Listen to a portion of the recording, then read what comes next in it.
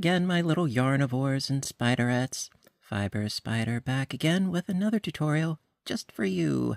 Hello! Hope all of you are doing really well today. Doing pretty spiffy here because, well, it is that time of the week where I get to show you a new stitch or a new project, and this is, of course, no exception. Well, today we are going to be utilizing one of my favorite all-time stitches, the granny stitch, and I'm going to show you how to make a fabulous little tote bag, which actually you could make this in whatever dimensions or size or what have you as you want. And today's video is sponsored by Lion Brand. Thank you ever so much for your continued support. It really means a lot to me. And we're going to be using one of my favorite yarns, Pound of Love. Yes. And for today's project, using Elephant Gray in the Pound of Love, as well as the colorway of Olive. And for those of you that are not familiar with Pound of Love, it is 100% acrylic. It is a medium weight of 4, and it is over 1,000 yards. That's why I use it so very, very often, because it is great as far as the yardage goes, and that is why it is in my wheelhouse. And because it's acrylic, it's easy to care for. And, well, for today's project, yes, I used both of those colors, although you could go really crazy with the colors and make this a stash-busting project if you're of a mind to do so. And the hook size, I used, it's a size I 5.5 millimeter crochet hook. And this is, like I said, it is super duper easy. And at the moment, no, I do not have handles at the top of the bag because I'm going to show you how to do that in just a bit. But, that will happen. But first, we're going to start with the base of the bag, and that is how you determine the width, and it is oh so simple. So, without further ado, let's get started, shall we? Okie dokie. So first things first, the base chain. And as I said before, that is going to determine the width of your bag. And we are going to increase the dimensions a little bit, but this is really what's going to, be the foundation for the whole project. Now, for the piece that I showed you just before, this is obviously a lot wider, but for the sake of the tutorial, we're going to go a little bit more small scale. So you're going to need a base chain of a multiple of 3 plus 1 chain. So right here, I have 16 chains. That's 5 multiples of 3, that's 15, plus 1, that's 16 chains right here. Now, my bag here that I've been working on, this is a total of 31 chains. So it is 10 multiples of 3 plus an additional chain. And so that's what I went with for this bag right here. So like I said, you can make this whatever width that you want to. But for demonstration purposes, we're going to go a little bit more small scale. So that being said, get your multiple of 3 plus an additional 1 for your chains, and we shall get started. Okay. Okay, so round 1. Going to begin, after doing the base chain, going into the 4th chain from the hook. I'm going to make a double crochet.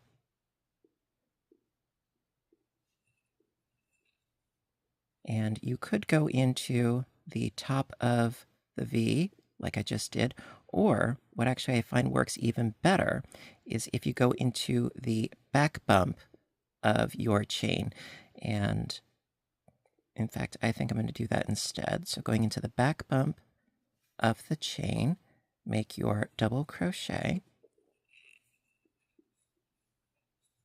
and then do one more into that same back bump chain. So right now we've got a total of 3 doubles, so to speak. From here, chain 2, and then into that same chain, 3 doubles,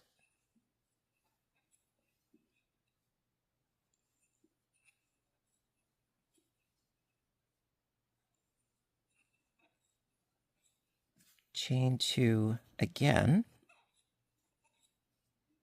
and then into that same chain, once again, 3 more doubles. So basically, we're creating a rectangular granny base for our bag.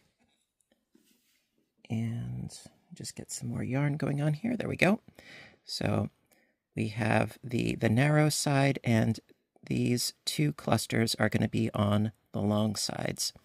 Now, what I would strongly recommend is that as opposed to chaining 1 and then doing your next cluster, I would say don't do any chains in between your clusters except at the corner points here, because that will give your bag a little bit more strength and a little less stretch. So that is my recommendation to you.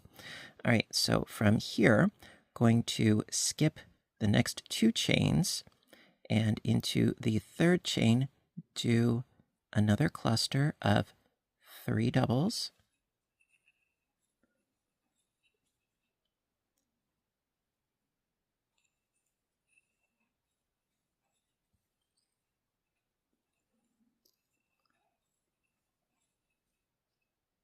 And then skip 2 chains into the 3rd chain, 3 more doubles.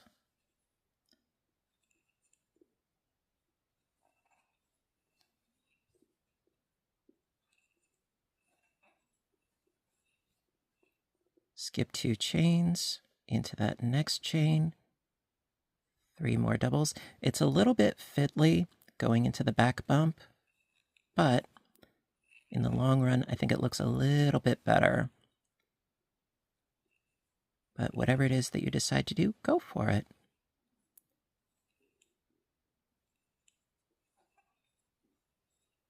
Mostly, I would say I'm here to try to help you, not to dictate your actions. So, going to skip 2 more chains, and then into that last chain, we're going to create 3 more of our clusters. So we have to start off to that last chain right there. Get in there. There we go. Thank you. And do 3, 3 doubles.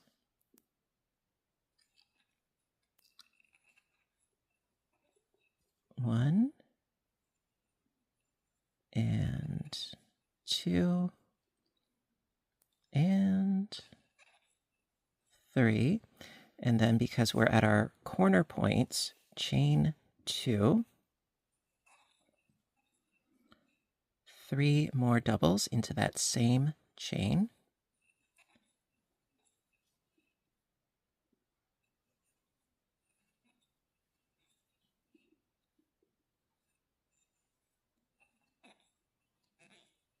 Chain 2, and 3 more doubles again into that same chain.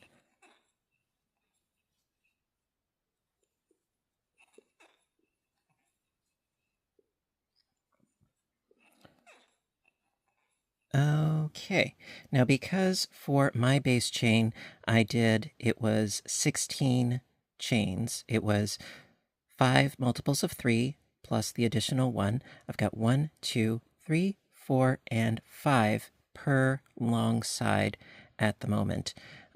So the one that I have up here, it's actually 10 because I did 10 multiples of 3. So if you're going for a certain numeric amount, you can totally achieve that. Just it's that many multiples of 3 if you want like a specific number that you're beginning with for your base. So from here, going to go into the base of this cluster with 3 doubles. And again, do not chain in between your clusters when you're going along the sides. It's only in the corners for now.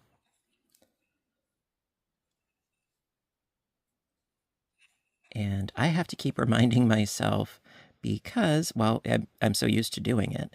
And then into that next cluster, the bottom of that next cluster, 3 more doubles.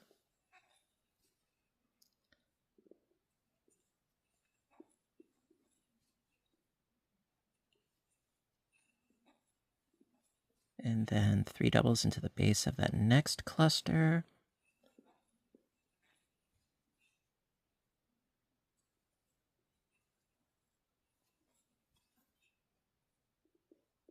And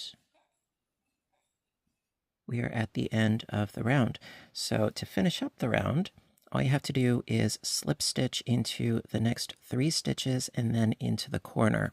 So the top of this chain that we initially did, slip stitch into the top of the chain to join, then slip stitch into the top of the next 2 doubles, and then slip stitch into that chain 2 space in the corner. And that's going to set us up for the next round. And that, my dears, is the end of round 1. Okay, so rounds 2 and 3, we're going to be doing increase rounds. And then for the rest of the project, we're just going to be going 1 cluster per space, if you will, even if there isn't a chain there. But yeah, it's just, next 2 rows, we're going to be doing increase rows. So I'm going to start off by chaining up 3. And into this corner space, we're going to do 2 clusters. So 2 doubles into that space. That counts as our first cluster. Then chain 2 and 3 more doubles into the corner space.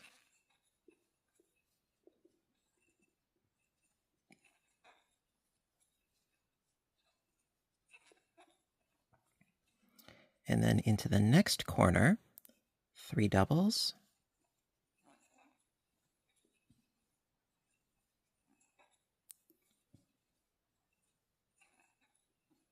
chain 2, and 3 more doubles, and that's our increase.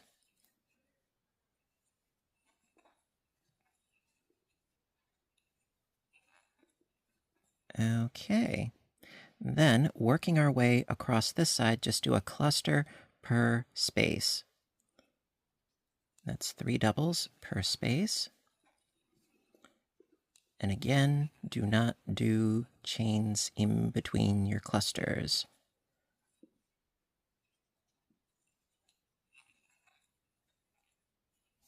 Just 3 doubles per space. That's all you gotta do. It's that easy.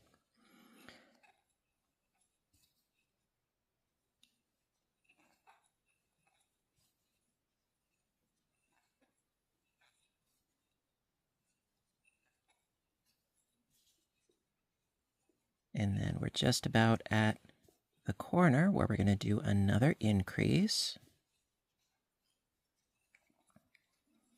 Okay, so in that corner space, 3 doubles, chain 2, 3 doubles. Usually in traditional granny squares, I always do the chain 1 in between, and then in the corners I do 3 chain spaces, but I found that 2 chain spaces, 2 chains works rather well. So we've got our 3 doubles, chain 2, 3 doubles, and then we do another increase in this next corner here. 3 doubles,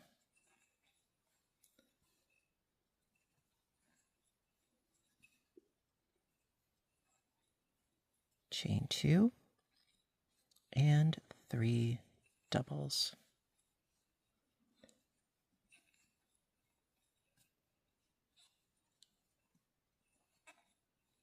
There we go. And then 3 doubles in each space all the way across. And then we're going to finish the round just like we did round 1 with a bunch of slip stitches until we hit the corner.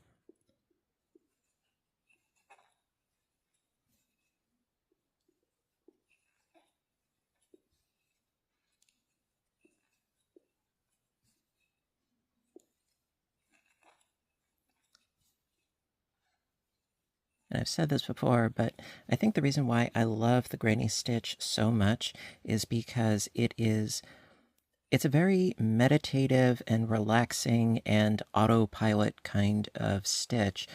Also because you're going into spaces, not into actual stitches for the most part. So you could just sort of lose yourself. And I love that. All right, so we have reached the corner once again. So slip stitch into the top of the chain here. There we go. Slip stitch into the next double, slip stitch into the next double, and slip stitch into the corner. And that is the end of round 2. Okay, round 3, it's the same as round 2, but I like being thorough. So going to start off by chaining up 3, 2 more doubles into that same space, and that completes our first cluster. And then chain 2, and then 3 more doubles into that same space.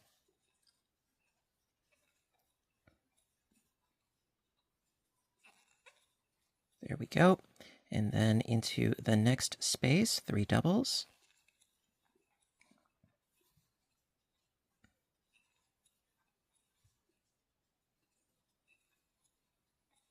And then into the next corner, 3 doubles, chain 2, 3 doubles. Now, of course, you can do as many of these increase rounds as you want to. Personally, I found that doing a total of 3 rounds for the base worked out very, very well. But I strongly suggest experiment. Try new things. It's how we grow as creative people. So from here, just going to do 1 cluster per space until we reach the far end and we do our increases at the corners.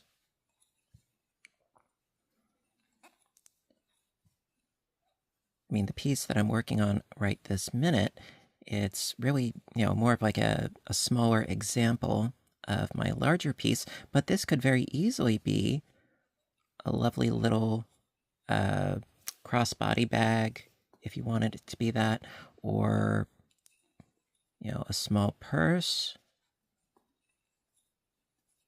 Me, I like tote bags. I love having bags to hold my projects and my stash. I mean, also, it would be great as a beach bag, or depending upon the size, a laundry bag or a grocery bag, shopping and such. Go to the farmer's market.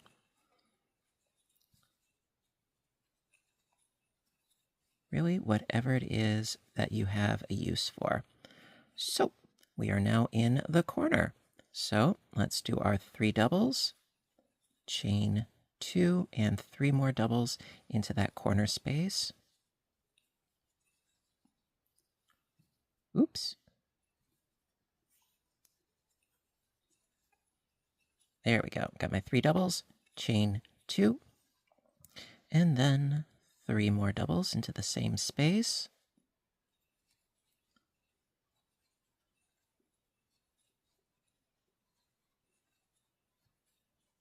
And then 3 doubles into the next space. And then we get to do our corner once again.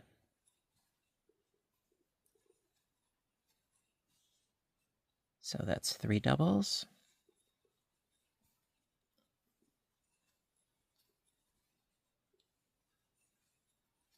Chain 2.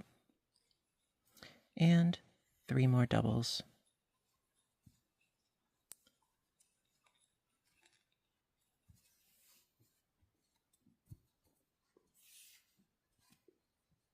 Got 2, just need 1 more. Okay, and then along this side, just 1 cluster per space. So as you can see, this is going by really, really fast. An extra bonus.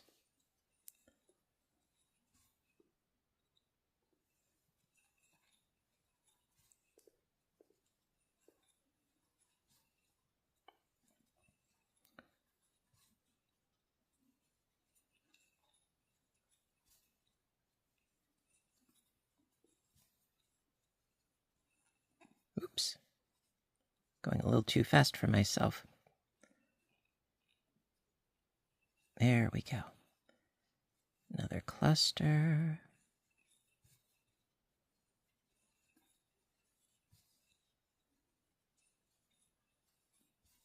And one more.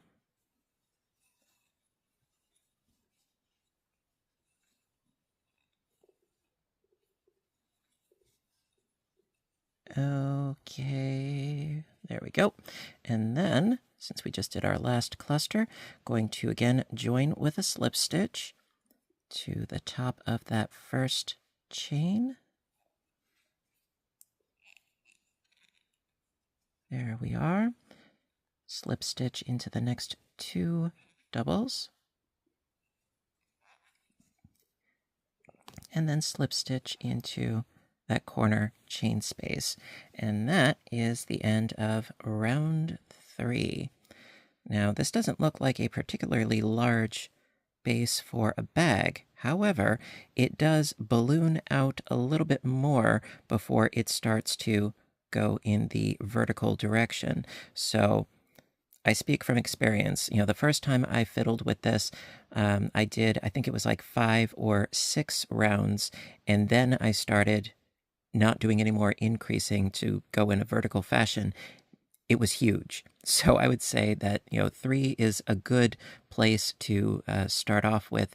But if you want to, by all means, fiddle around with it. That being said, now I'm going to show you how you can stop the increasing, start on the vertical, and, well, let's get to it. Okay, round 4. And it was rounds 4 through rounds 29 that I did this exact same thing that I'm going to show you right here. Now, of course, you can make the height of the bag as height or as shallow as you want to, whatever you like. Me, I'm just giving you a ballpark. So to continue on with the rest of your bag without doing any increases, I'm going to start off by chaining up 3 in the corner here, and then 2 more doubles. And then we're not going to increase. Nope. We're going to go directly to the next space with 3 more doubles. So we're going to treat the corners as any other space. And we're going to continue to do that for the rest of the bag. I just have to pull out some more yarn already. There we go. So that being said, 3 doubles into the next space. And then when we hit the corner, just treat it like any other space.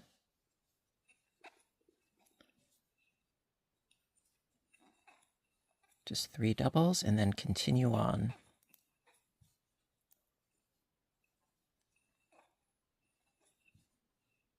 See, we got our 3 doubles in the corner. Yeah, just keep going. And the shaping, it will be slow, but it will be deliberate. So be patient, and eventually it will start to go in a vertical fashion, and the walls will build up, much like when making a hat. Picture what we just did here as sort of the crown, the top of the hat. And right now we're building down the sides for the body of the hat.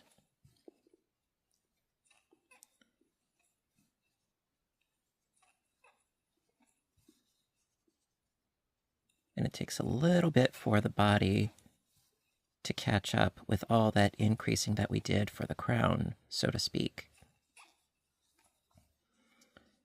So just do 3 doubles per space until you hit the next corner. But again, we're not increasing, we're just treating it like any other space.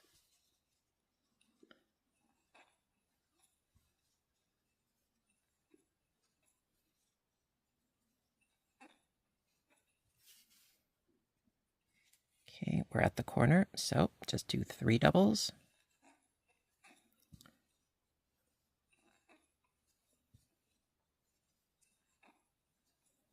And then 3 doubles into the next space. A bit more more yarn.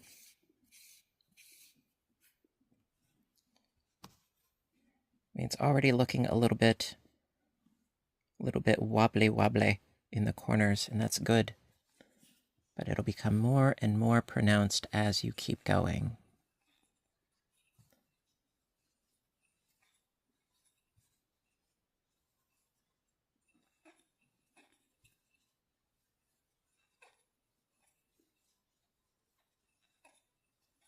Okay, so we hit our next corner, so just 3 doubles right in there.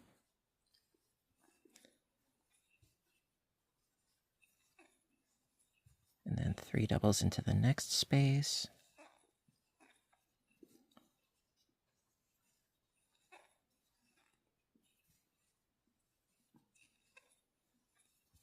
And 3 in the next, and so on and so forth.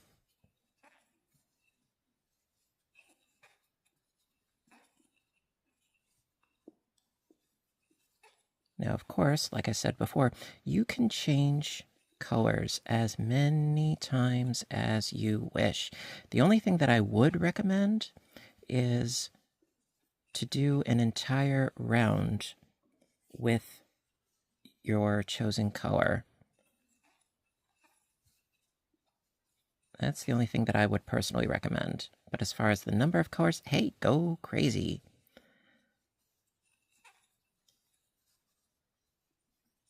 You know, if you have a little bit of this, a little bit of that, well, make it work. You can make your stripes as wide or as narrow as you want to. It's all about making something that speaks to you. Okay, now we have reached the end of the round. That's where we first started, in this corner right here.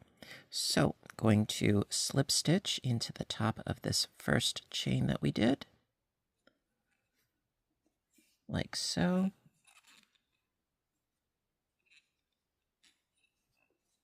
And then slip stitch into the next 2 doubles, and then slip stitch into the next space. Now what you're going to notice is that where your round begins and ends, it's going to actually travel in a counterclockwise fashion. It's not going to remain in this corner. No, it's going to start to go around and around in a counterclockwise fashion because we keep doing our join, slip stitching through and passing to the left. That's not a problem, but it is a thing to be aware of. And so there you go. So that's the end of round 4. So for as many rounds as you want to, building up the body of your bag, go crazy. Like I said, it was from the very, very beginning, I did a total of 29 rounds for this piece here. Started all the way down here and just kept working, and then swapped out colors to create some stripes, and I ended up about here. And so it's at this point that I figure that my bag is tall enough. So that being said, I get to work on finishing it up and making some handles, but you have some work to do.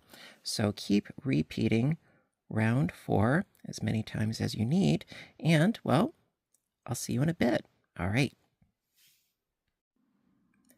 Okie dokie. So after you've done X number of rounds, like I said, I did about 29 rounds.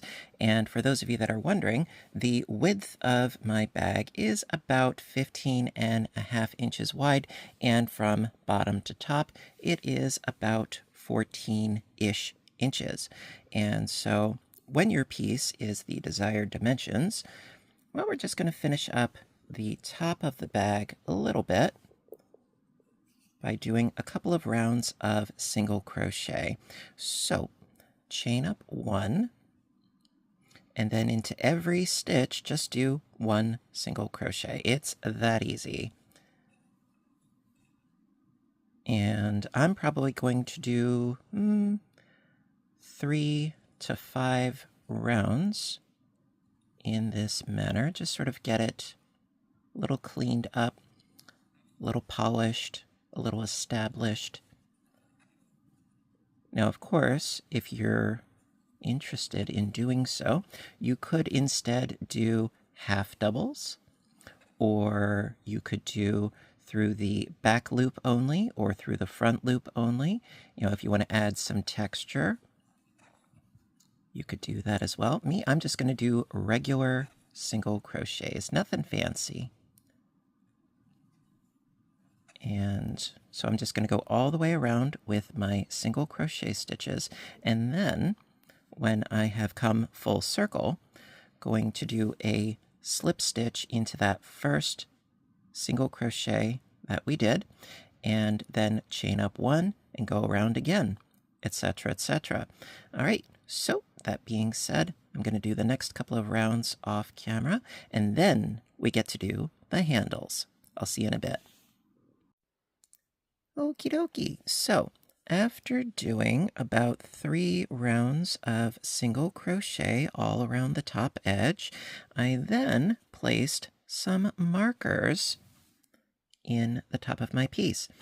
Now, exact placement, well, I would say fiddle around, find something that works for you. What I decided was to go about 2-ish inches from each edge, and I counted the number of stitches, and so from this marker to this marker, it's about 20 stitches that I skipped. Same thing over here, and then in between this marker and this marker, it is about 24 stitches in both of these sides. And so what we're going to do now is we're going to create the handles, which is so simple because we're not creating the handles and then sewing them on. No, this is a lot easier because it is all going to be one piece. And this is a technique that I have used a bunch of times when making bags, and I love it because, well, there's no seaming. So I'm going to continue on by chaining up one, and then going into the same stitch here with a single, and then single crochet my way along to that next marker. Now, if, for argument's sake, if where you leave off is like over here, in the middle, well, you could always cut your yarn and restart it somewhere over on this side, or what you could do is slip stitch your way to a convenient spot. That's okay too. I just happen to luck out and my yarn is where I need it to be. And so yeah, I'm just going to single crochet my way over to that marker. And then, well, you want to decide how long you want your handles to be. And that is, of course, a personal choice. I have found that about 50 to 60 chains works rather well. I would say it depends, do you want your handles to be able to fit over your shoulder?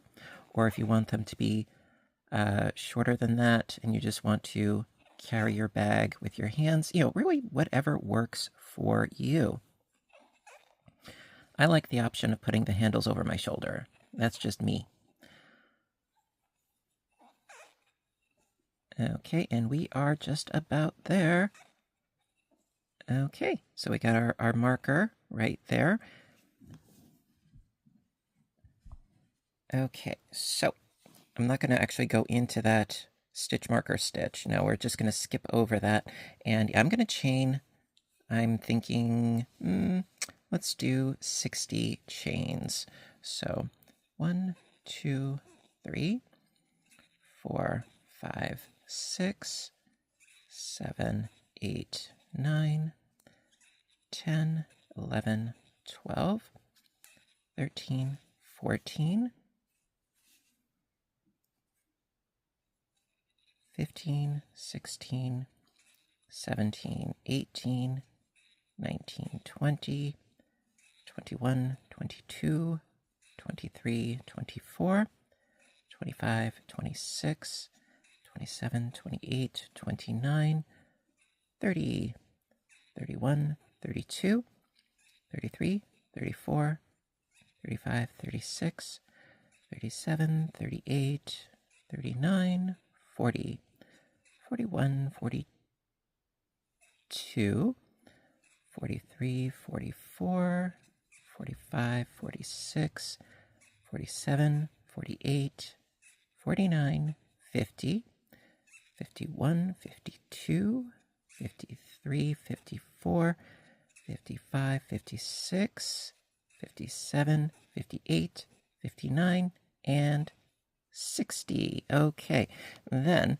making sure that your chain is not twisted, going to scooch over to the stitch right after the marker and single crochet into, single crochet into that next stitch right after the marker. There we go. Scooch.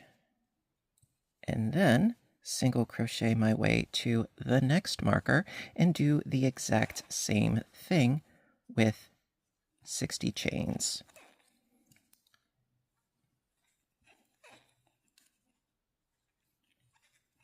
And then, of course, what you can do is you can model your bag, see if the chains are long enough and to your liking.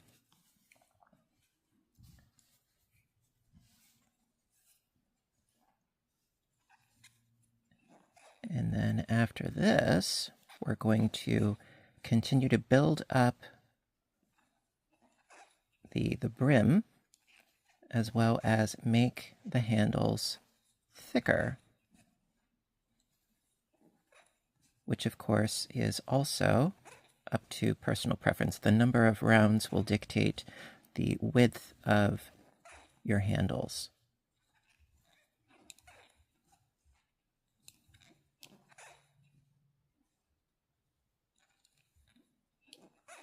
Okay, so I'm at that point once again. So I'm going to do 60 chains.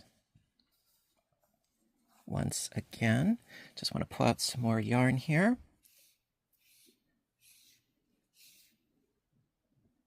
Okay. 1, 2, 3, 4, 5, 6. Thank you. 7, 8, 9, 10,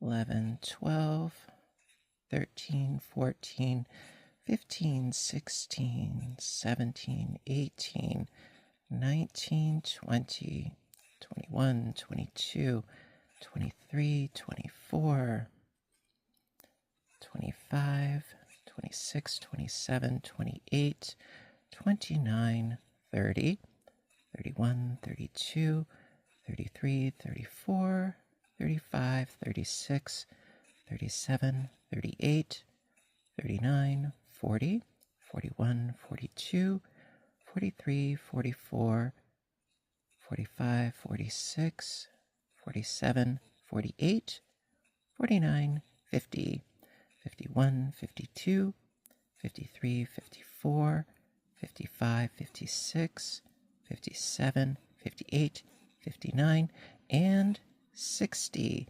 Again, being careful not to twist your chain, and then join your chain to your work into that stitch right after your marker with a single crochet.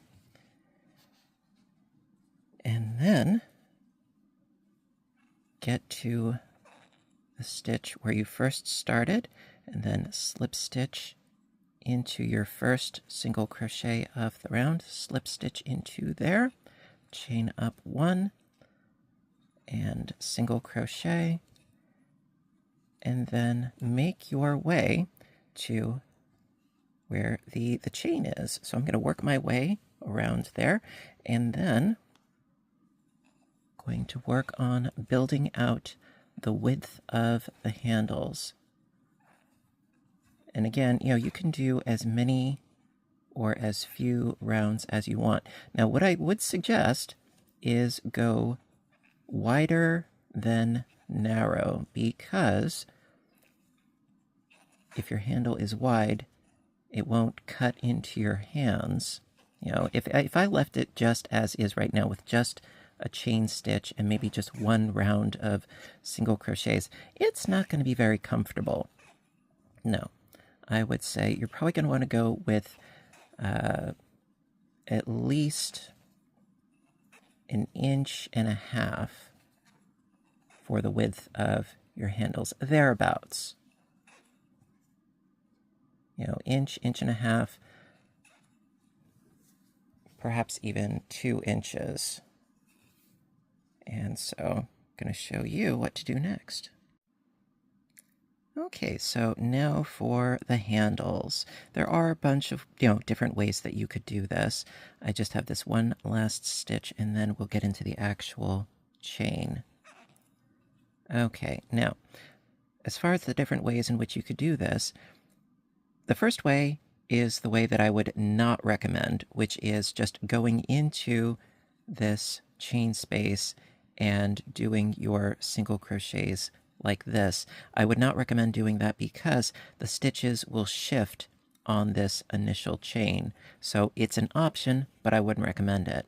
Another option, which would create a cleaner edge, although it is kind of fiddly to do so, if you turn your chain like so and go into the back bump of the chains, it would create a nice clean edge. However, it is rather fiddly. So what I'm going to do, and which is what I would recommend, is to go into the top loop of each stitch, the V, as I call it, the top loop of the V, going in and doing your single crochets that way. It's the easiest and quickest route, in my opinion. And so that is how I'm going to be doing it. So going into the top of the V of each chain, all the way until you reach the other side. Now, of course, if you have another means or another method that you prefer more, go for it, by all means. So I'm just going to work my way across in this fashion. Just one single crochet per chain. And then when I reach the end, do a single crochet in each single crochet, and then do the other handle chain the exact same way. And then when I have come full circle to where we started our round, do a slip stitch join, chain up 1, and then do as many of these rounds as you like to make your handles nice and wide. So all things considered, I'm guessing that it's probably going to be about 5 to 7 rounds to make these handles nice and wide. And so I'm going to keep stitching along, and I shall see you in a bit.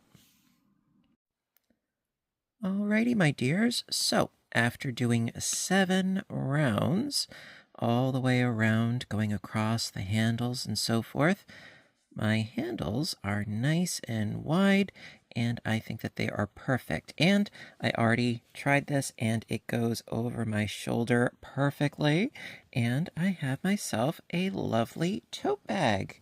Yeah, and you can too. Really, really simple, so very customizable, as far as the size and the shape, and, well, it's a good thing. So, as always, I really hope that you liked today's video, and if you did, give a little thumbs up button down below. You know that I appreciate your appreciation. And speaking of appreciation, again, I want to give a big, big thank you to Lion Brand for sponsoring today's video. Check out the link in the description box down below where you can get some Pound of Love. And, as always, you know what to do until next time, right? I want all of you to stay inspired, stay caffeinated, stay stitching, stay safe, take care of yourselves and each other, and I will see you in my next video. Bye for now, everybody, and have a great day.